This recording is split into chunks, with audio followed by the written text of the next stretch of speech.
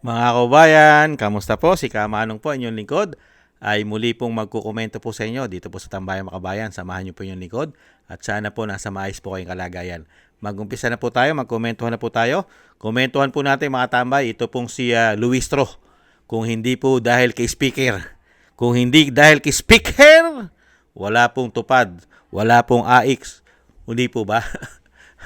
At wala pong ayuda. Kung hindi po dahil kay speaker. Kung hindi rin po dahil kay speaker, wala pong male-maleta, envelope at bagbag na natatanggap sila ayon po sa mga Marines. Ito po, komentohan po natin yung kanya pong tugon at pahayag doon po sa ginawa ng Vice President na yung kanilang testigo na si Madriaga ay sinampahan po ng kaso ng Vice President na perjury. Pawang mga kasinungalingan lamang ang mga pinagsasabi ni Madriaga. Kaya po sinampahan ng kaso ng Vice President. Pero sa kanila, mga kababayan, totoo po ang sinasabi ni Madriaga.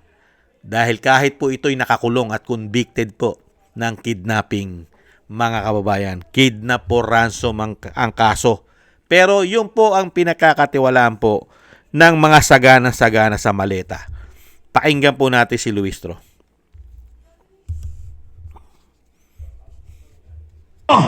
Sino sa tingin mo ang mananalo bilang... So today, the Vice President filed a perjury case against him. She doesn't know him, she says, never dealt with him, was never part of her office. She has witnesses with her rather, when she went to the Taguig prosecutor's office.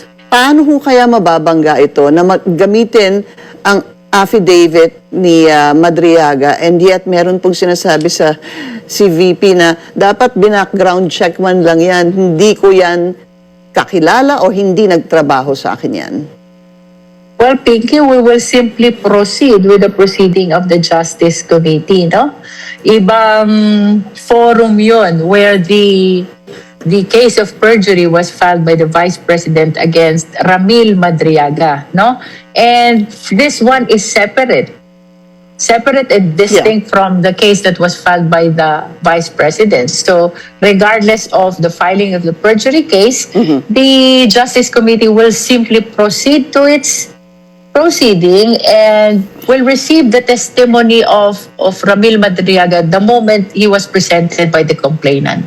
So today, the Vice President filed a perjury case against him. Nakita nyo mga tambay? Ibang klase si Luistro. Patutunayan nga ng Vice President yan sa korte na hindi niya kilala yan, hindi niya tauhan yan, si Madriaga. Hindi niya kilala yan at never nagtrabaho sa kanya yan. Paano mo i-involve sa Vice President si Madriaga na hindi nagtrabaho sa kanya at hindi niya kilala? Tapos ngayon, siya ngayon ang kukunin nyo dyan sa House of Representatives para sa inyong impeachment na dadalhin nyo sa Senado. Na siya ang magsasabi na siya ay tauhan ng Vice President.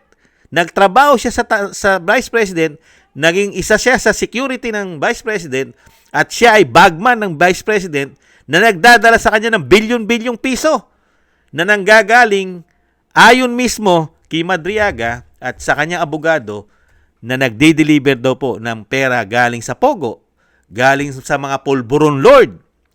Hindi po ba? Galing sa mga smuggler.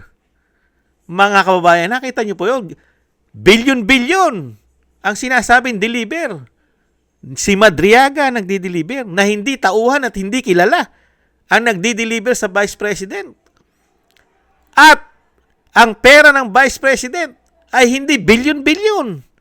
Di po ba bina-background check na nila yan?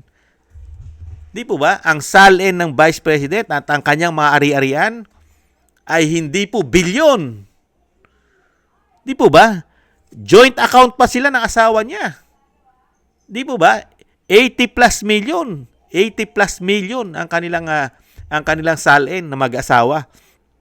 May mga negosyo pa sila. Tapos ngayon, ang ibibintang mo lang dito kay Vice President si Madriaga. Mga kababayan. Kaya nga po binasag nga po ng Vice President itong tao na ito, si Luistro, ang kapal-kapal daw ng pagmumukha niyan. Hindi po ba? Hindi po ba? So, puro kasinungalingan daw po ang pinagagawa ng House of Representatives para lang siya'y masiraan. Unang-una, yung kanyang kredibilidad. Sangkot sila sa maleta issue. Dinideliveran ng mali-maleta at sobre-sobre at bag-bag na pera. Ayon sa ating mga ex-marine. At isa pa, sobrang kapal daw po ng pagmumukha niyan. Bakit daw? Bakit daw po? Hindi raw nagbayad niya ng 8 million mahigit 8 million mahigit. Hindi nagbayad doon sa asawa ng Vice President sa kanyang law firm. Ginamit daw po mga abogado, ginamit yung law firm ng asawa ng Vice President na si Man Scarpio para po ipagtanggol ang asawa niya na may issue ng panggagahasa. Hindi po ba pangmumolestya? Hindi raw nagbayad. Kaya nga po yung sinasabi ng Vice President, puro po ito walang kakwenta-kwenta. Hindi po ba? Wala. Puro paninira, pamumulitika, at pang-divert sa issue ng korupsyon nila. Kailangan po kasing ilihis at i-divert. Yung sila, ang napakaraming issue ng pagnanakaw, kailangan po nilang ibaling at i-divert sa Vice President para yung pagnanakaw nila mapagtakpan at para po hindi maging presidente ang Vice President dahil pag naging presidente si Inday, yari silang lahat. Mananagot po silang lahat kasama po ang makakaliwa, ang Makabayan Black. Hindi po ba? Ayon na rin niya sa Vice President. Hindi siya papayag na walang managot sa lahat ng ginawa nila kawalang hiyan sa Pilipinas at sa ating buwis. Niwalang yan nila, inubos nila ang pondo na galing sa ating buwis. Hindi po ba, Luistro, unbelievable? Abogado ka? Hindi mo man lang binackground check ayon sa Vice President? Di ba nakakahiya? Abogado ka? Hindi mo man lang binackground check yung tao na yan? Kung talaga yan ay tao at nakakonekta sa Vice President? May mga dokumento ba yan na nagtrabaho sa Vice President? Di po ba? Hindi katulad ng mga Marines. Kumpleto sila, may mga ID, dokumentado, tauhan sila ni Saldico at meron silang permit. May binibigay sa kanilang permiso ang House of Representatives na sila ay tauhan ni Saldico at labas-pasok sila sa House of Representatives. Meron po ba si Madriaga na ganyan? Na siya'y tauhan, dokumentado, may ID, may proof na tauhan siya ng Vice President at tauhan din siya nung siya'y mayor. Nagtrabaho ba siya sa Kapitolyo nung panahong mayor siya? At nagtrabaho ba siya Office of the Vice President nung Vice President na siya? Na sinasabi nyo na grabe ang ginagawang pagdi-deliver niyan? Hindi po ba? Ano ang kaugnayan? Kaya nga sinampahan ng perjury yan eh. Dahil puro kasinungalingan lang ang pinagsasabi niya at panunumpa. Hindi po ba? Palibasa, wala nang mawawala kay Madriaga. Kaya kapit patalim na po yan. Kumakapit na po sa patalim yan, mga kababayan. Hindi po ba? Nakakulong na eh.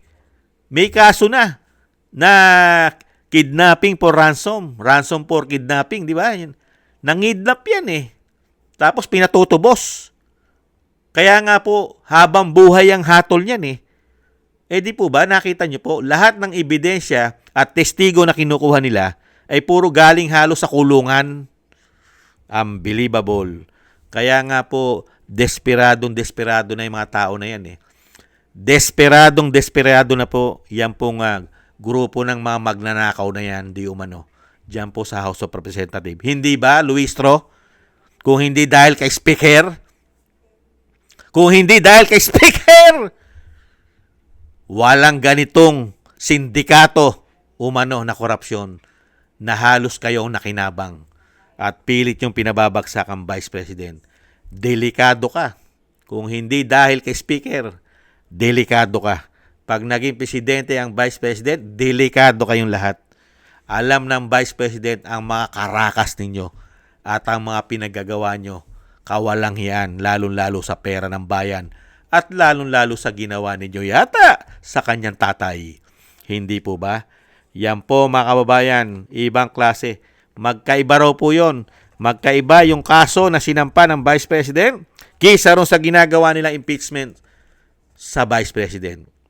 Hindi po ba parehas? Kukuhanan mo na ebidensya.